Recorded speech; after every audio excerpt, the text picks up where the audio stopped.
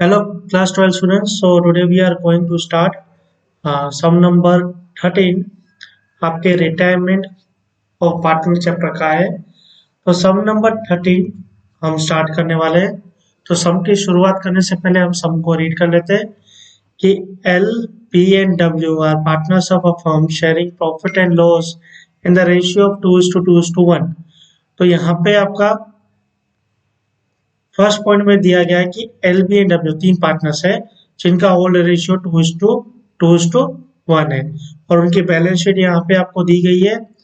तो balance sheet में liability side देखो तो कैपिटल अकाउंट में आपका एल बी एंड डब्ल्यू का 20,000 15,000 कैपिटल दिया है, जनरल रिजर्व दिया है, ओल्ड पार्टनर्स में डिस्ट्रीब्यूट होगा। ओल्ड शेयर में क्रेडिटर्स दिए, आउटस्टैंडिंग इन्वेस्टमेंट दिए, गुडविल दिया है, building, creditors, stock and cash. Asset side आपके ये चीजें दी गई थी। अब एडजस्टमेंट में देखें तो W retired on 1/4/2016। Terms of retirement were decided as under. सबसे पहले मार्केट वैल्यू आपको बोलिए बिल्डिंग की 50,000। फिर सेकंड में बोलिए कि book value of stock is 10% more than it's cost. मतलब बुक में जो स्टॉक की वैल्यू होगी वो 10% मोर है कॉस्ट से। हमें स्टॉक है वो कॉस्ट पे शो करना है, मीन्स कि कम कर देंगे, कोई इशू नहीं। थर्ड पॉइंट में है कि डब्ल्यू के पर्सनल एक्सपेंसेस है वो फर्म पे कर रही है, तो इसकी भी एडजस्टमेंट हम कर लेंगे। फोर्थ पॉइंट में गुडविल की वैल्यू दी है 80,000। ओके, ये पॉइंट से हम निकाल पाएंगे कि हम जो ये रिटायर हो रहा है डब्ल्यू उसको गुडविल देनी कितनी है। फिफ्थ पॉइंट में आपको गेन शेयर दे दिया गया है। वेरी गुड, क्योंकि 5:3 होगा वो आपका गेन रेशियो होगा जिसमें आप गुडविल डिस्ट्रीब्यूट करोगे। एंड 5/40 और 3/40 जो आपको शेयर दिया है इसको यूज करके हम न्यू पीएनएल निकाल पाएंगे। किसका? ओल्ड पार्टनर्स का, एल एंड बी का, जो हमने पिछले सम ईएमआई में किया था। एंड सिक्स्थ पॉइंट दिया है कि amount due to W is to be in cash. तो डब्ल्यू का जितना भी आपका बैलेंस अमाउंट बचेगा, क्योंकि डब्ल्यू रिटायर हो रहा है, तो हमने काफी समय में क्या किया है कि जो भी रिटायर्ड पार्टनर होता है उसका बैलेंस होता है वो हम एज ए लोन शो करते हैं। लेकिन यहाँ पे आपको डब्ल्यू का टोटल जो भी अमाउंट बचेगा वो हमको पे कर देना है इन कैश, ठीक है। And same amount brought by cash by L and B, और वो सेम अमाउंट एल और बी लेके आएंगे, ठीक है। और in such a manner that their capital में remain in their new profit and loss sharing ratio, और इस तरह से लाएंगे कि फिर उनका जो क्लोजिंग बैलेंस बचेगा उनके पार्टनर्स में, पार्टनर्स का जो ये एल एंड बी है उनका जो कैपिटल मतलब क्लोजिंग बैलेंस बचेगा वो इस तरह से होना चाहिए, वो न्यू पीएनएल की तरह होना चाहिए, मतलब न्यू पीएनएल में मेंटेन होना चाहिए। तो ये पॉइंट जब हम लास्ट में कवर करेंगे, पार्टनर्स कैपिटल अकाउंट टैली करेंगे तभी ये पॉइंट कवर होगी, तो हम वहीं पे डिस्कस करेंगे। उससे पहले हम सम की शुरुआत कर देते हैं। तो सम की शुरुआत करते हैं हमेशा पार्टनर्स के ओपनिंग बैलेंस लिखते हैं। तो आपको पता होगा कि हमें टोटल 4 अकाउंट बनाने होते हैं, revolution account, partners capital account, cash account and balance sheet. And balance sheet में आप यहाँ पे लिख दो जो आपकी बैलेंस शीट है 31/3/2016। तो पार्टनर्स का ओपनिंग बैलेंस लिख लेते हैं। पार्टनर्स के नाम क्या है? आप पार्टनर्स के नाम है एल, पी एंड डब्ल्यू।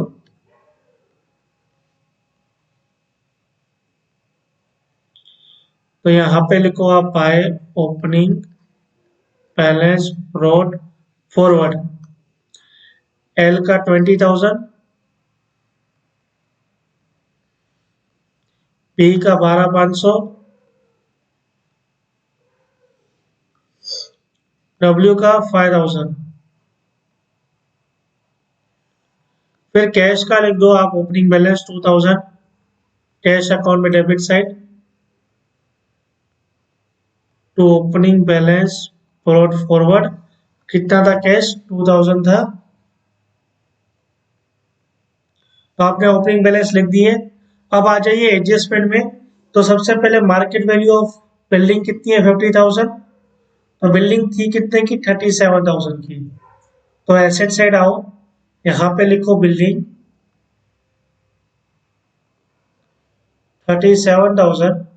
आपको शो कितने की करनी है? 50,000। तो रिमेनिंग बैलेंस आपका क्या हो जाएगा? इंक्रीज हो जाएगा 13,000 से। तो आपके एसेट की वैल्यू इंक्रीज हुई तो रिवैल्यूएशन अकाउंट हो जाएगा credit by building account 13,000। Next adjustment क्या दी है आपको, स्टॉक की दी है कि वो 10% मोर देन इट्स कॉस्ट है।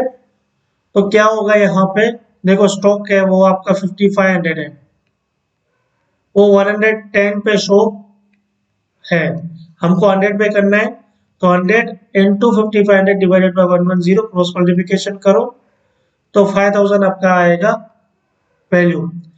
तो स्टॉक यहाँ पे आ जाते हैं वापस एसेट साइड, लिखिए स्टॉक कितना था आपके पास, तो 5500 था जो कि 110 वैल्यू पे था, हमने 100 वैल्यू मीन्स के 5000 पे शो कर दिया, तो कितना रिड्यूस हुआ 500। तो आपकी एसेट है वो डिक्रीज हो गई, तो आप रिवैल्यूएशन अकाउंट डेबिट करोगे टू स्टॉक अकाउंट 500। देन आपकी नेक्स्ट एडजस्टमेंट है कि पर्सनल एक्सपेंस डब्ल्यू के है, उसको फर्म ने पे किया है। तो आप डब्ल्यू के अकाउंट में पहले आ जाओ, यहाँ पे लिखो टू ड्रॉइंग अकाउंट, क्योंकि डब्ल्यू का पर्सनल है तो पर्सनल ड्रॉइंग होता है 500, और फर्म ने पे किए तो फर्म मीन्स के रिवोल्यूशन अकाउंट हो जाएगा आपका क्रेडिट, और यहाँ पे क्या लिखोगे बाय डब्ल्यू कैपिटल अकाउंट कितना 500। उसके बाद लिखा है गुडविल की वैल्यू, तो गुडविल की वैल्यू यहाँ पे 80,000 दी है, तो गुडविल की वैल्यू कितनी है 80,000। तो हम यहाँ पे हम अभी डब्ल्यू को गुडविल निकाल लेते हैं कितनी देनी है, तो 80,000 गुडविल की वैल्यू है। अगर मैं डब्ल्यू का शेयर 1/5 इंटू करूँ तो टोटल कितना आएगा 16,000 आपका आएगा गुडविल, जो हम पे करेंगे डब्ल्यू को, कौन से रेशियो में 5:3। ये यहाँ पे जो उन्होंने दिया था ना 5/40 और 3/40, ऊपर वाली अमाउंट ले लो, क्योंकि डिनोमिनेटर सेम है, डिनोमिनेटर सेम नहीं होता तो मैं पहले डिनोमिनेटर सेम करता फिर ऊपर वाले जो दो डिजिट है वो ले लेता, लेकिन डिनोमिनेटर सेम है तो मैं ऊपर वाले डिजिट जो है वो वही ले लेता हूँ 5:3, और ये हमारे हो गए गेन रेशियो, जो कि 5 होगा ये आपका एल का और 3 होगा आपका बी का। देख लेते हैं पहले पार्टनर एल है, हाँ, तो एल का हो जाएगा 5 और बी का हो जाएगा 3। तो 60,000 को अगर मैं 5/3 में बांटू तो 10,000 एल देगा गुडविल डब्ल्यू को, और 6,000 गुडविल डब्ल्यू को मिलेगी बी की तरफ से। तो इसकी एंट्री होगी पार्टनर्स कैपिटल अकाउंट में, यहाँ पे लिखो by goodwill premium L capital, तो 10,000 वो देगा एल और 6,000 हो जाएगा डब्ल्यू के कैपिटल, सॉरी डब्ल्यू नहीं बी कैपिटल। और यहाँ पे एल देगा 10,000 और बी देगा 6,000, किसको देगा टू डब्ल्यूज कैपिटल अकाउंट, ब्रैकेट में लिख दो गुडविल। तो हमारी गुडविल की पॉइंट भी हो चुकी है, 6th पॉइंट लास्ट में करेंगे और लास्ट में सोल्व होगी। तो अभी हमने सारी एडजस्टमेंट कर ली है, अब हम आ जाते हैं लायबिलिटी, जो हमारी ओल्ड बैलेंस शीट है लायबिलिटी एंड एसेट साइड, जो भी पार्टनर्स में डिस्ट्रीब्यूट होना है वो पार्टनर्स में डिस्ट्रीब्यूट कर लेते हैं, और बाकी जो है वो एज इट इज हमारी न्यू बैलेंस शीट जो हम बना रहे हैं उसमें हम पुट कर देंगे। तो जनरल रिजर्व जो कि 5,000 है वो पार्टनर्स में डिस्ट्रीब्यूट होता है, तो पार्टनर्स में डिस्ट्रीब्यूट कर लेते हैं। बाय जनरल रिजर्व 5,000 था तो 2,000 इसका, बी का 2,000 और 1,000 डब्ल्यू का। क्रेडिटर्स है वो एज इट इज शो कर दो 20,000 लायबिलिटी में,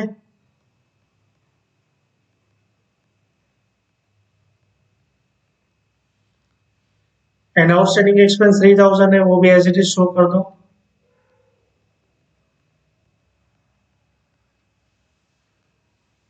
अब गुडविल यहाँ पे दी है 8,000, ये गुडविल आप ऑल पार्टनर्स में ऑल शेयर में डिस्ट्रीब्यूट करोगे डेबिट साइड, तो 8,000 को 8,000 को मैं अगर 2:2:1 में करूं इंटू 2 डिवाइडेड बाई 5, तो 3200 एल को 3200 बी को रिमेनिंग जो बचेगी वो डब्ल्यू को, तो 1600 होगा। ये गुडविल अब मिलेगी किसको? ये गुडविल मिलेगी डब्ल्यू को। तो हमने यहाँ पे एसेट में गुडविल भी कर दिया, बिल्डिंग हम कर चुके थे। एडजस्टमेंट में डेटर्स 13,000 आप एज इट इज लिख दीजिए एसेट साइड।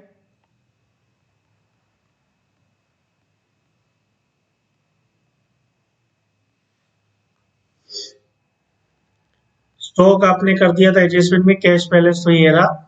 अब यहाँ पे क्या करोगे? सबसे पहले रिवैल्यूएशन अकाउंट टैली कर दो, फिर हम वो वाले पॉइंट करने वाले हैं। तो रिवैल्यूएशन अकाउंट में 13,500 आपका यहाँ पे टोटल आएगा,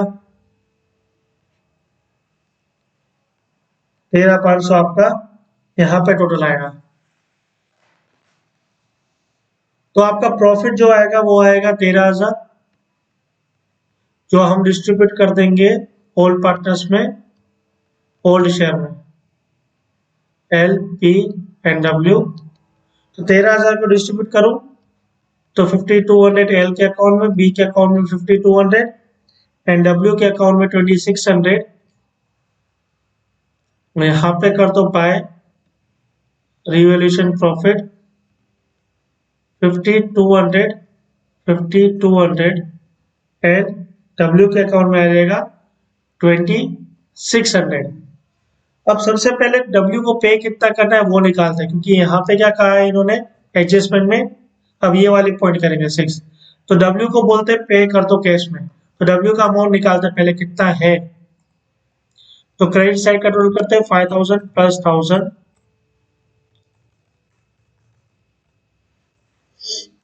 प्लस 10,000 प्लस 6,000 प्लस 2,600। तो आपका जो डब्ल्यू को पे करने का रहता है, डब्ल्यू का यहाँ पे आपको देखना है तो 24,600, जिसमें से हम डेबिट साइड के आइटम्स माइनस कर देते हैं 500 माइनस 1,600। तो 22,500 हमको डब्ल्यू को पे करना है टू कैश अकाउंट। तो कैश अकाउंट में आ जाएगा credit side by W capital account 22,500। अब ये 22,500 लेके आएंगे L and be in such a manner कि उनका क्लोजिंग बैलेंस है वो न्यू पीएनएल के हिसाब से रहे। तो कैसे करोगे इसका कैलकुलेशन? तो सबसे पहले यहाँ पे लिखिए एल एंड बी। अब एल और बी का, यहाँ पे मैं रेड पेन ले लेता हूं, एल एंड बी का टोटल आप क्रेडिट साइड का आइटम्स लिखते जाओ 20,000 2,000 5,200 20,000 2,000 5,200 क्लियर। और बी का भी लिख दो 12,500 2,500 12,500 2,000 और कितना था 500।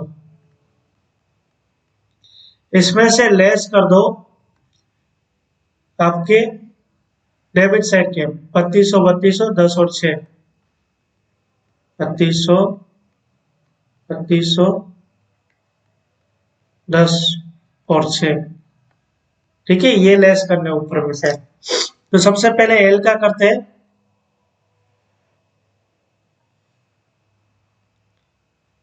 तो एल का अगर करें तो 20,000 प्लस 2,000 प्लस 5,200 माइनस 3,200 माइनस 10,000, तो 14,000 एल का आया क्लोजिंग बैलेंस।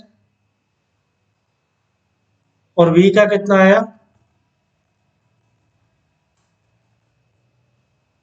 माइनस 3,200 माइनस 6,000, तो 10,500 आया, वो बी का आया। अब क्या करोगे, एल और बी का ये जो है वो दोनों टोटल कर दो। तो 14,000 प्लस 10,500 तो 24,500, तो क्लोजिंग बैलेंस जो नॉर्मल है वो आएगा, क्योंकि कैश अभी वो लेके आए नहीं है। क्योंकि कैश हमको इस तरह से लेके आना है कि उनका न्यू पीएनएल जो है और न्यू कैपिटल है वो न्यू पीएनएल के हिसाब से रहे। तो यहाँ पे 24,500 तो आपका नॉर्मल जो क्लोजिंग बैलेंस है। अब इसमें आप क्या करो, 22,500 जो डब्ल्यू को हम पे कर रहे हैं वो ऐड कर दो, क्योंकि लेके तो आना ही है इनको। अब किस तरह से मतलब कितना लाएंगे वो हमें नहीं पता, तो उसको कैसे निकालना वही तरीका बता रहा हूँ। पहले हमने क्लोजिंग बैलेंस जो नॉर्मल है वो निकाल दिया, उसमें 22,500 प्लस कर दो। पूरा कर लूंगा आपको समझ में आ जाएगा। तो 47,000 आपका क्लोजिंग बैलेंस होना चाहिए टोटल, क्योंकि 22,500 लेके भी तो आएंगे। किस शेयर में अभी भूल जाओ, लेके तो आएंगे। अब ये 47,000 को आप इनके न्यू शेयर में डिस्ट्रीब्यूट कर दो। अब न्यू शेयर हमें निकालना पड़ेगा, तो न्यू शेयर इजीली है जो हमने इसके पहले वाले सम में किया था, आपके ईएमआई वाले सम में। तो न्यू शेयर का फॉर्मूला होता है old share plus gain share. तो यहाँ पे अगर देखूं मैं, एल का ओल्ड शेयर है 2/5 और गेन शेयर है 5/40। अब मैं इनको प्लस कर देता हूं, तो डिनोमिनेटर पहले मुझे इक्वल करना पड़ेगा। तो यहाँ पे 8 तो ऊपर भी 8, तो 16 + 5 डिवाइडेड बाय 40, तो 21/40 एल का आ गया। अब बी का मैं निकालता हूँ 2/5 प्लस 3/40। अब यहाँ पे भी डिनोमिनेटर इक्वल करना पड़ेगा, तो 8 2 जा 16 प्लस 3 डिवाइडेड बाय 40 19/40। तो मेरा न्यू पीएनएल आ गया 21:19। और 47,000 को मैं 21:19 में डिस्ट्रीब्यूट करूं, तो क्लोजिंग बैलेंस जो रहेगा 24,675 एल का। अब इसमें से मैं 47,000 माइनस कर दूं, तो 22,325 रहेगा, वो रहेगा बी का। तो यहाँ पे लिखो 2 बैलेंस कैरी फॉरवर्ड 24,675 एल का और 22,325 डब्ल्यू का। अब आप अकाउंट को टैली करो, अभी भी समझा रहा हूं मैं कैश का, आप खाली इतना करिए अभी। 10,000 प्लस 3,200 3,7,875 एंड बी का करिए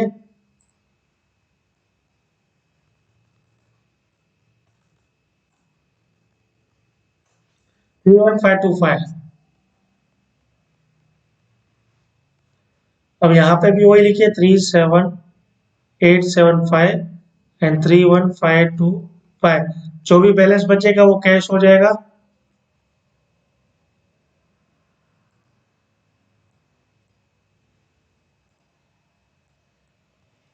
तो 3,7,875 में से माइनस करेंगे 20,000, माइनस करो 2,000, माइनस करो 5,200, तो 10,675।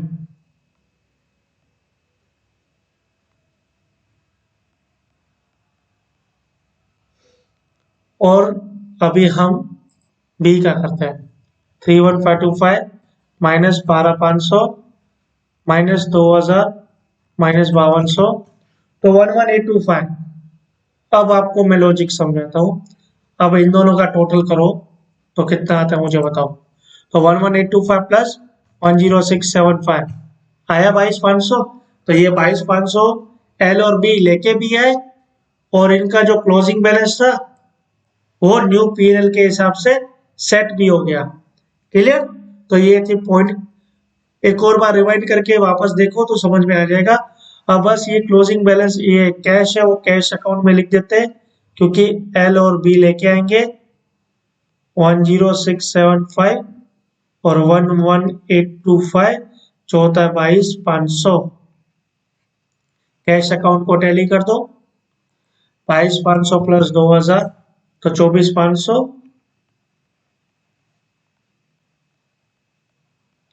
तो 2,000 आपका रहेगा बाय बैलेंस कैरी फॉरवर्ड, जो हम एसेट में दिखा देंगे कैश 2,000। एंड बाकी पार्टनर्स का जो भी बैलेंस है वो यहाँ पे लायबिलिटी में दिखा देते हैं पार्टनर्स कैपिटल एल और बी। तो एल का है 24675 एंड बी का 22325, जो कि आपका टोटल होता है ये 47,000। अब हम लायबिलिटी एंड एसेट टैली करते हैं। तो 47,000 प्लस 20,000 प्लस 30,000, तो आपका बैलेंस शीट आता है, रुकिए, 47,000 प्लस 20,000 प्लस 3,000, 70,000 आपकी लायबिलिटी आ गई। अब हम एसेट साइड टोटल करते हैं।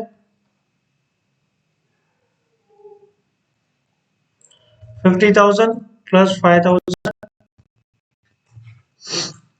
प्लस 13,000 प्लस 2,000, तो 70,000 आपकी एसेट साइड भी टोटल आ चुकी है। बैलेंस शीट हमारी टैली हो चुकी है और टोटली हमने सम कवर भी कर लिया। तो आई होप कि आपको समझ में आ गया होगा सब, और मिलते हैं न्यू वीडियो में न्यू सम के साथ।